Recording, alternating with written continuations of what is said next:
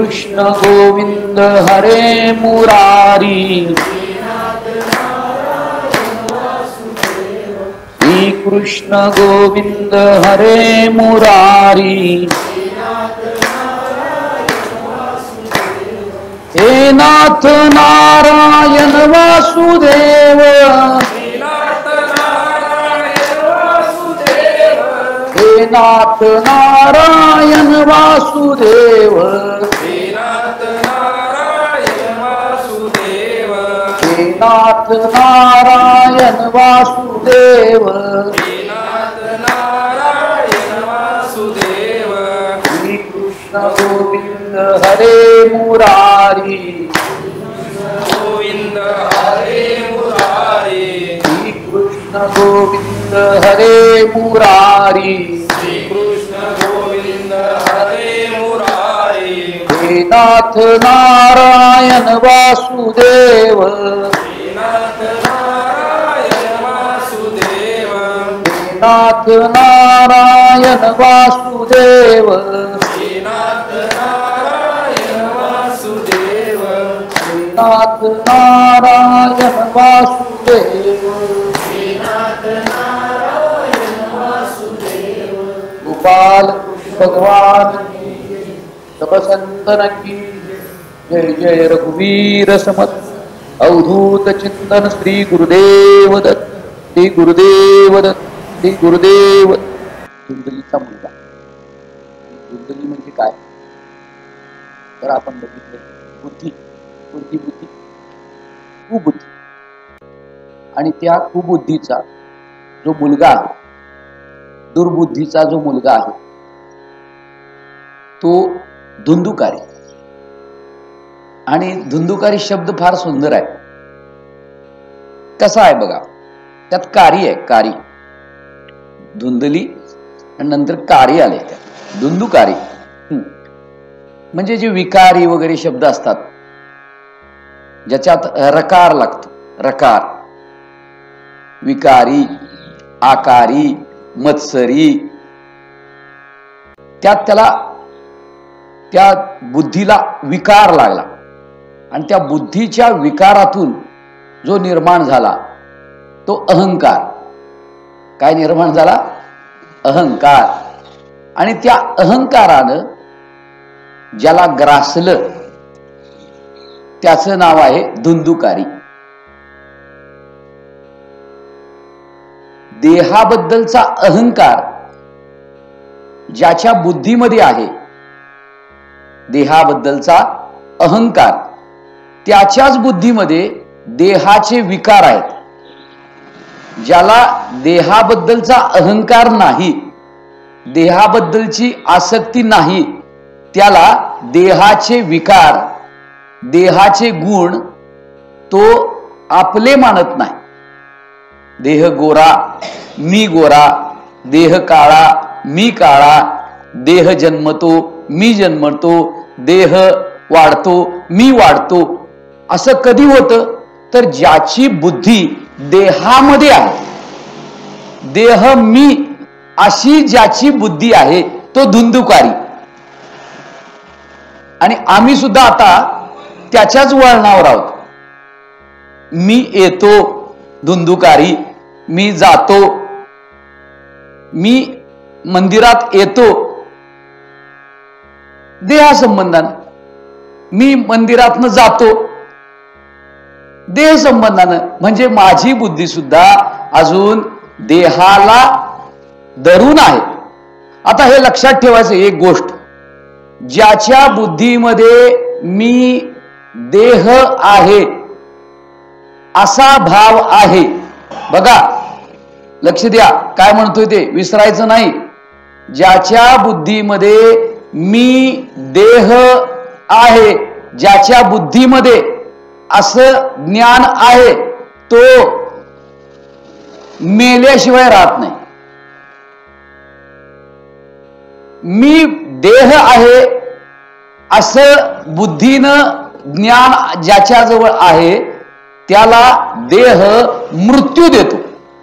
आणि ज्याच्या बुद्धीमध्ये मी देह नसून मी देहापासून वेगळं अस्तित्व आहे, देहाचा द्रष्टा आहे, देह जड आहे, मी चेतन आहे, देह जन्मतो मी अजन्म आहे, देह मरतो मी अमर आहे, देह चंचल आहे मी अचल आहे, असं ज्याच्याजवळ ज्ञान आहे तो गोकर्ण. तो कोण आहे? गोकर्ण. आणि मी देह आहे असं ज्याच्याजवळ ज्ञान आहे तो धुंदुकारी. आता अगदीच धुंदुकारी म्हणा, नाहीतर मीच देह आहे, हा बरोबर आहे, त्याला तुम्ही दशानन म्हणा. काय म्हणा? दशानन. दशानन म्हणजे कोण? रावण. रावण म्हणजे कोण? आपण. रावण म्हणजे तो रावण नाही, 10 तोंडांनी जो विषयांचं सेवन करतो. आणि आम्ही सुद्धा 10 मुखांनी, ही दशमुखी आहे आम्ही का देशमुखी आहे? एक देशमुख असतात, एक दशमुखी असतात. आपण कोण आहोत? दशमुखी. 10 तोंडाची आहोत आपण. म्हणजे काय? तर 10 मुखांनी आम्ही विषयांकडे धावतोय. म्हणजे आम्ही सुद्धा काय आहोत? दशावतारच आहोत आम्ही.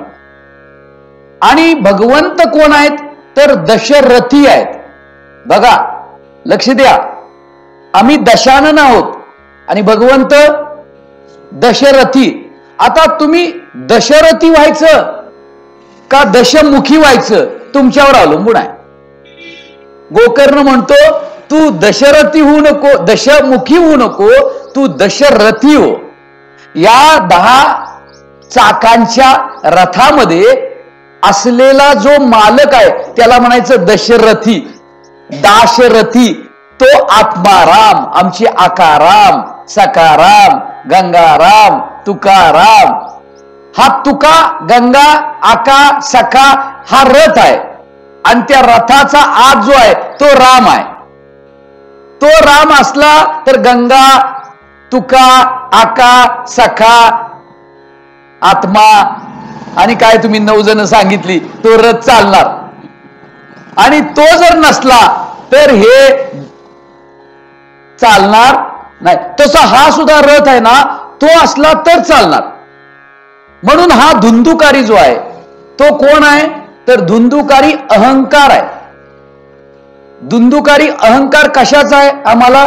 तर मी चेतन आहे हा अहंकार नाही, मी ज्ञानरूप आहे हा अहंकार नाही आम्हाला.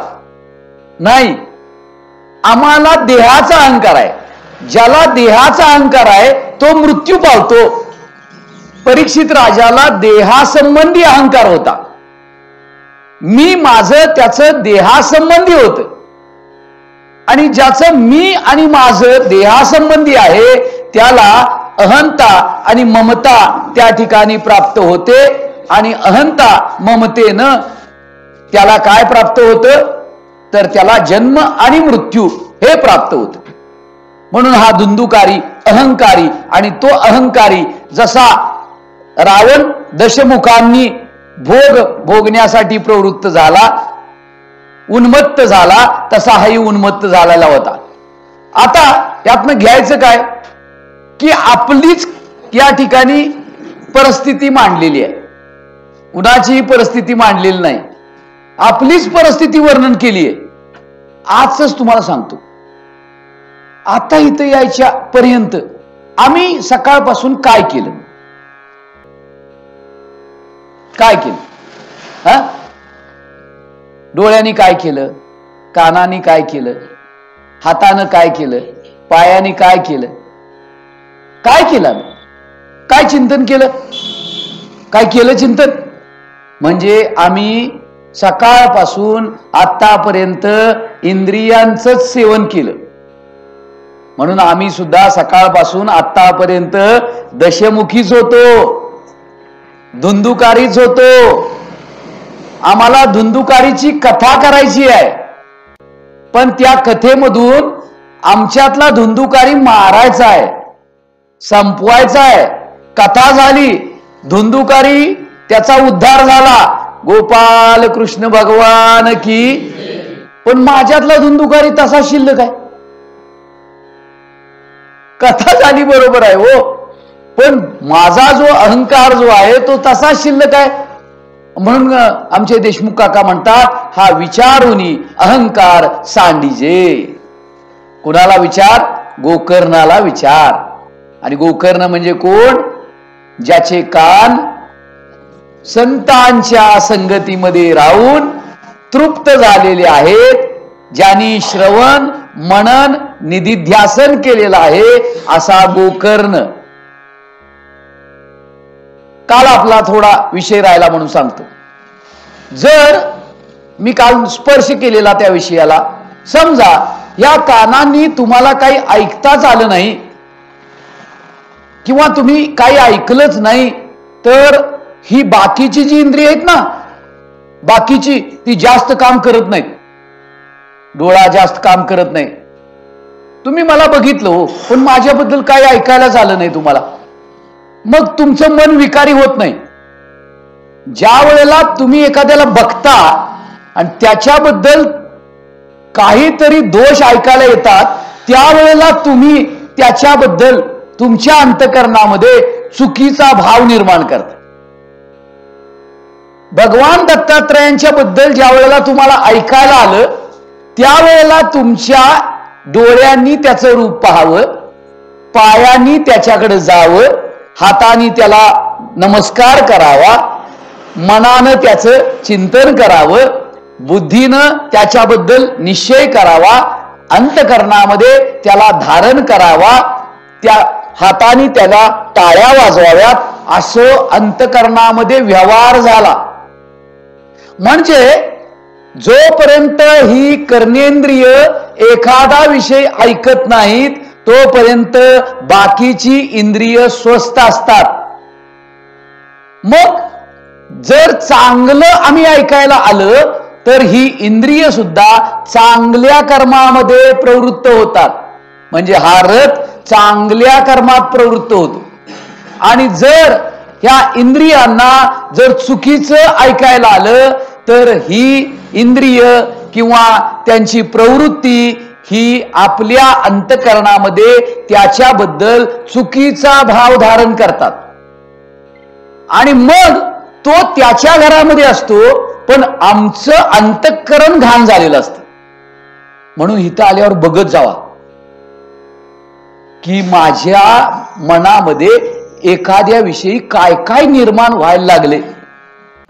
कारण आम्ही दर्शन घेतलं दत्तांचं, पण दत्तांचं दर्शन क्षणभर झालं, पण बाकीच्या माणसांचं दर्शन ज्या वेळेला झालं, त्यावेळेला माझ्या अंतःकरणामध्ये काय परिणाम झाला. आणि मग इथनं जाताना प्रसन्न होऊन जायला पाहिजे, ते आम्ही एखाद्या व्यक्तीचे विकार घेऊन घरी जातो, दुर्गुण घेऊन घरी जातो, मत्सर द्वेष असूया घेऊन आम्ही घरी जातो.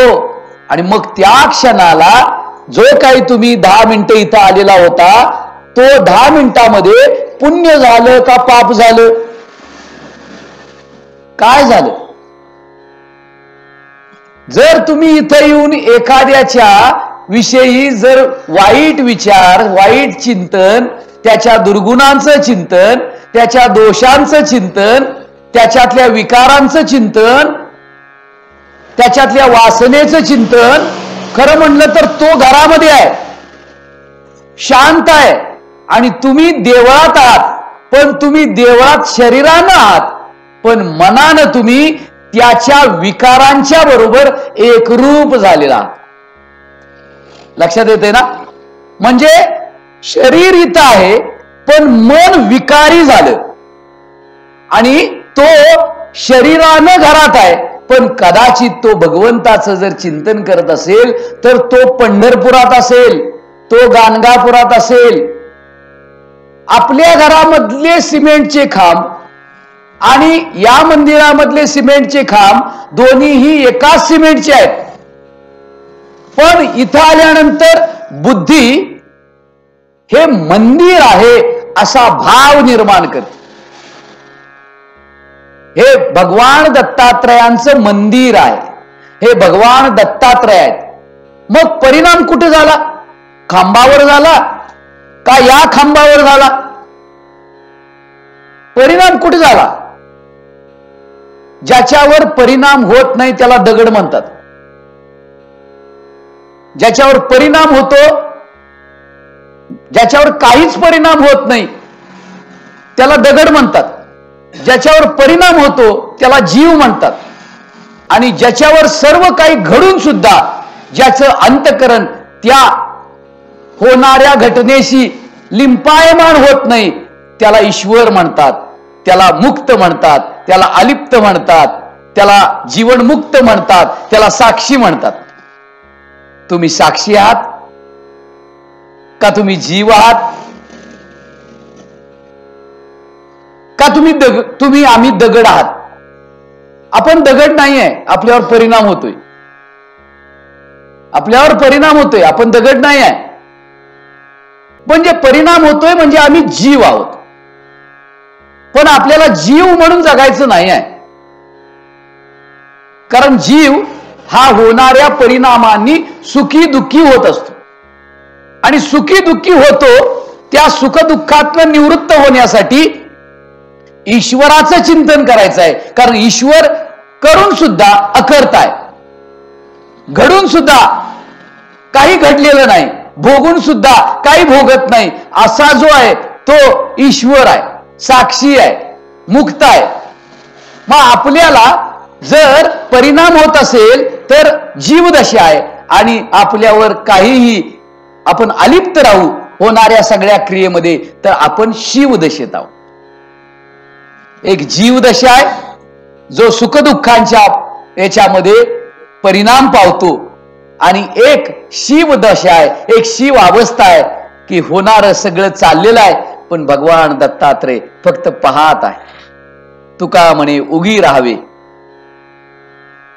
आम्ही उगी राहतो, आम्ही परिणाम पावतो. प्रत्येक प्रसंगामध्ये आम्ही परिणाम पावतो, प्रत्येक प्रसंगामध्ये आम्ही त्याच्याशी लिप्त होतो.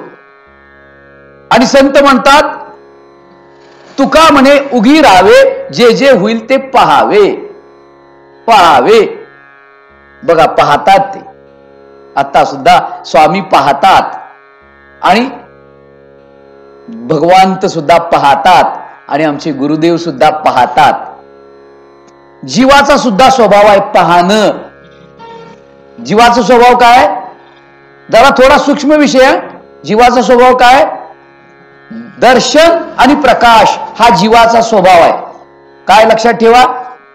दर्शन आणि प्रकाश हा जीवाचा स्वभाव आहे. प्रकाश म्हणजे ज्ञान. म्हणजे जीव कसा आहे? ज्ञानरूप आहे आणि दर्शनरूप आहे. दर्शन म्हणजे आणि ज्ञानरूप म्हणजे काय? तर त्याला या सर्व गोष्टींचं ज्ञान होत असते आणि तोच ह्या इंद्रियांच्या माध्यमातनं या सगळ्याचं काय करतो? दर्शन घेतो. म्हणजे त्याचा स्वभाव कसा आहे? ज्ञानरूप आहे, प्रकाशरूप आहे आणि दर्शनरूप आहे. पण त्या स्वभावाला आम्ही आता विसरलोय आणि आम्ही विसरलोय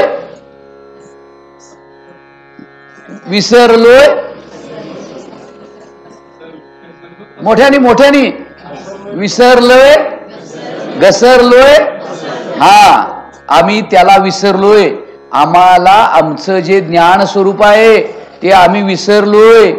इकडं घसरलोय आणि तिकडं पसरलोय. असा जो विसरलेला, घसरलेला आणि पसरलेला जो आहे तो धुंदुकारी आहे. आणि तो धुंदुकारी सुद्धा भगवंताच्या नामस्मरणामध्ये गोकर्णाच्या मदतीनं त्याच्या पापांपासून मुक्त झाला. म्हणून आपण सुद्धा भगवंताला प्रार्थना काय करायची आहे? मी जरी अहंकारी असलो, मी जरी दशानन जरी असलो, मी जरी पापी असलो, बद्ध असलो तरी सुद्धा देवा माझ्यावर कृपा करा, मला संतांची भेट घालून द्या, जेणेकरून माझा सुद्धा 7 दिवसामध्ये उद्धार होईल.